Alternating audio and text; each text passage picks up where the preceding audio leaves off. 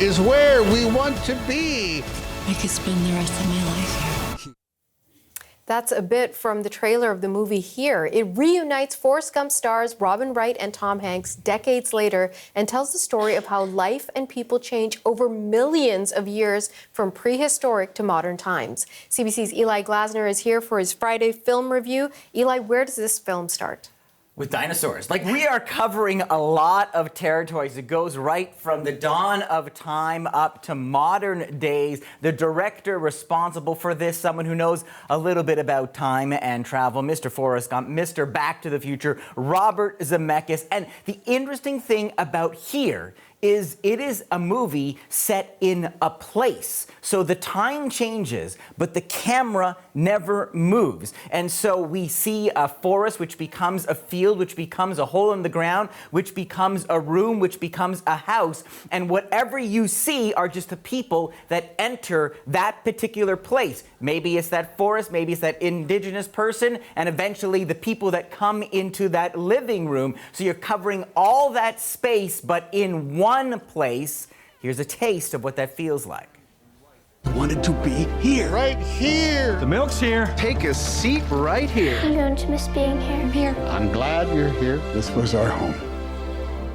What was the title of the film? Here, right. Yeah, they're kind of hitting that note, aren't they? So, in just that little moment there, we had the 1960s, the dawn of the century, the roaring 20s, the late 80s, all of it taking place in a living room sometimes, a family room sometimes, going all the way back to when the house was constructed in the colonial era during the time of Benjamin Franklin. But the center of this story is the story of Richard and Margaret. Now, Richard is the son of Al. Al went off to fight the war during the Second World War, came back, not the same man at all. His young teenager son is Richard, played by Tom Hanks. He's an incredible artist. He loves to paint. Here he is as a teenager, bringing his sweetheart home.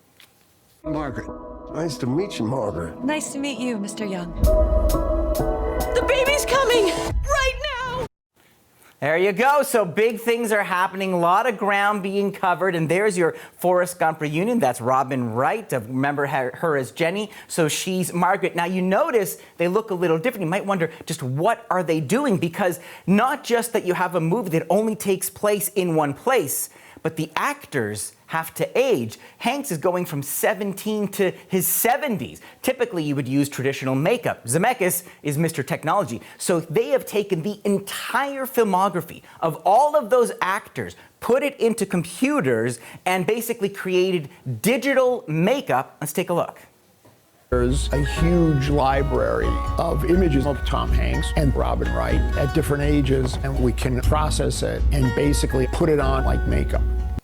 So the interesting thing about this is it happens instantly. So they're on set, and they're both now, I think, in their 60s, acting as teenagers, and then they're able to go look at the monitor and see what is almost like a digital facelift of what their characters look like as teenagers. So I had a chance to talk to Robin Wright, and I asked her just how that feels. This is her talking to me about what she saw when she looked at that younger version of herself.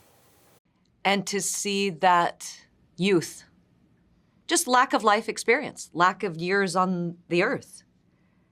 And kind of, you're seeing it visually going, whoa, that was me. Those were my innocent eyes and Tom's innocent eyes in our early 20s.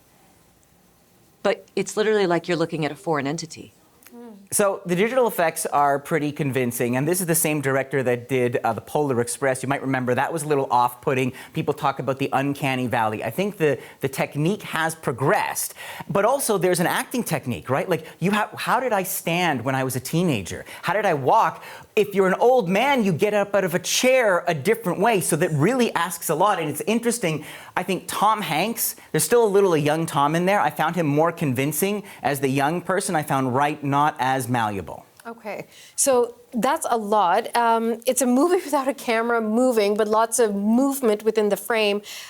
How's the story, or I guess stories in this instance? Stories, and too many stories. And I think in a way Zemeckis is a victim of his own ambition, because yes, you have the story of this married couple, but around them are these other vignettes of other time periods. An indigenous couple hundreds of years ago, an aviation nut in the early 1900s, a couple during the jazz era who someone invents reclining easy chairs. There's even a scene in modern times with a black family giving their son the talk about how to conduct himself if he gets pulled over by the police. Now, what does it have to do with Richard and Margaret? I would say nothing, and that's too bad, because all of those gimmicks take away from the main story, which is really interesting. This is a film about choices. This is a film about how life moves on, and it's really kind of wistful, somewhat, there's a lot of melancholy there. This is not as sweet and sentimental as Forrest Gump, but the writing, if Zemeckis wasn't busy trying to cram in a century of stories, maybe he would have more time to tell us about Margaret and Richard with a little more sophistication and subtlety rather than lines like this. Time sure does fly, doesn't it? Sure does. It sure does. I wish I could tell you that was the exception, but that is very much the kind of writing. Very pedestrian, very pedantic. And it's unfortunate, because I had a chance to talk to the director himself, and I asked him, how do you feel about time? And he talked about the things that I thought would destroy me. I now look back and see it's just part of my path. That is what this film is about. It is about acceptance. It's a really interesting idea for a film. I just wish the writing was as sophisticated as this technology. Let's take a look at my rating. So there you go. Interesting technique, a lot of novelty, but the execution not as wondrous. 3 out of 5. All right, we'll take it. CBC senior entertainment reporter Eli Glasner. Thank you, Eli. My pleasure.